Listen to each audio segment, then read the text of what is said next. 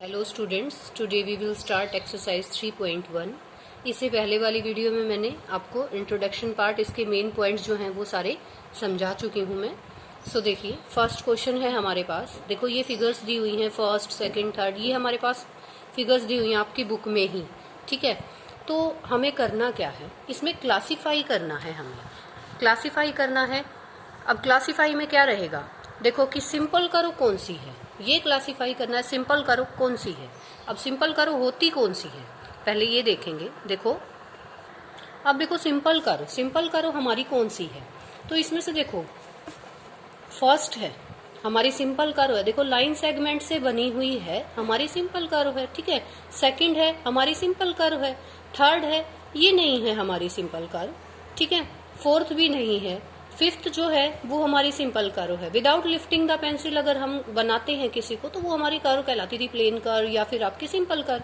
Sixth जो है वो भी आपकी है, सेवंथ भी आपकी है, लेकिन एट्थ आपकी नहीं है। दिख रहा है ना, क्योंकि इसको बनाएंगे फिर इसको बनाएंगे फिर ऐसे, तो वो दिक्कत हो जाती है। तो इस तरह से वो एक दूसरे को क्रॉस भी नहीं करना चाहिए, जैसे ऐसे एक क्लोज फिगर होनी चाहिए जो कि विदाउट लिफ्टिंग द पेंसिल आप लोग बनाते हैं। ठीक है, तो इस तरीके से ये आपको बतानी थी सिंपल करो। तो आपकी सिंपल करो जो है वो first second fifth six seventh हो गई। ठीक है, अब मैंने आपको बताया सिंपल क्लोज्ड करो, यानी क्लोज्ड कौन सी है, तो बेटा जो सिंपल करो थी वो सारी ही करो तो वो है ही, सिंपल भी है और क्लोज भी है, उनमें से ओपन तो कोई थी ही नहीं।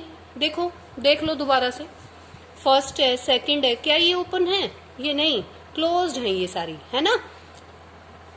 फिफ्थ है, सिक्स्थ है, सेवंथ है, सारी की सारी क्लोज्ड हैं।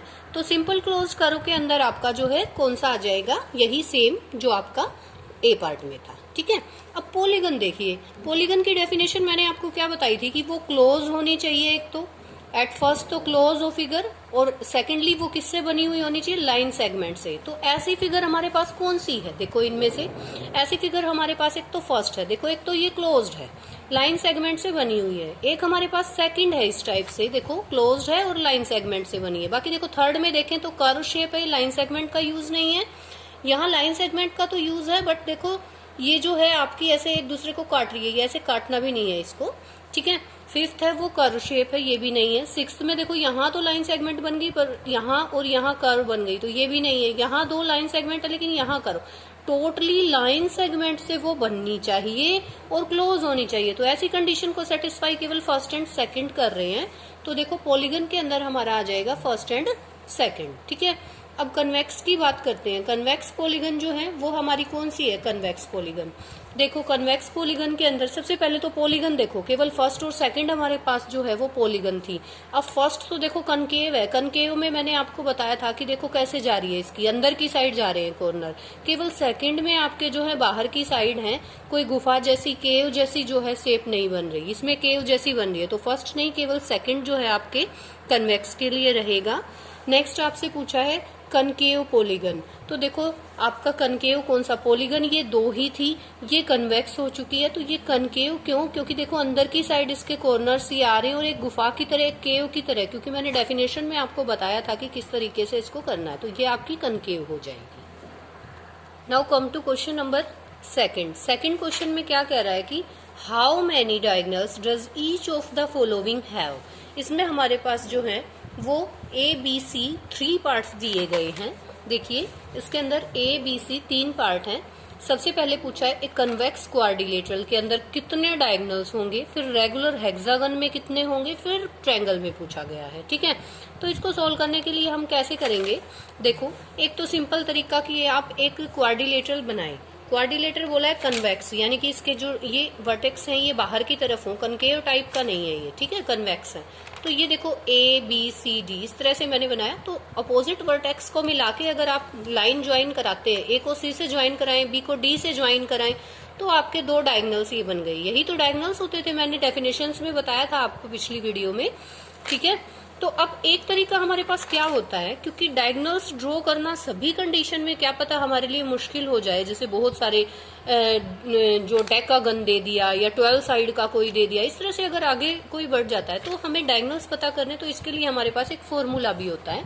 देखो हम क्या करते हैं, a convex quadrilateral number of side in a quadrilateral के अंदर नंबर ऑफ साइड्स कितनी है 4, यानी कि इसको हम n का नाम देते हैं। ये number of side means n is equal to 4।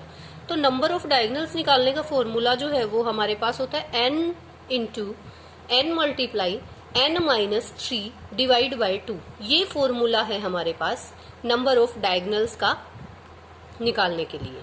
तो देखो n की वैल्यू 4 है, 4 मल्टीप्लाई 4 माइनस 3, ठीक है, n माइनस 3 था, 4 माइनस 3 डिवाइड बाई 2।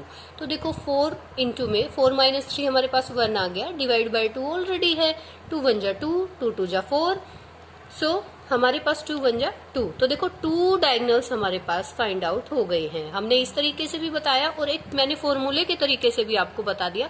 तो इसी तरीके से अगर आप इम्प्लीमेंट करते हैं इसके बी पार्ट में, देखो बी पार्ट है इरेगुलर हेक्सागन, हेक्सागन है यानी 6 साइड होंगी हेक्सागन के अंदर।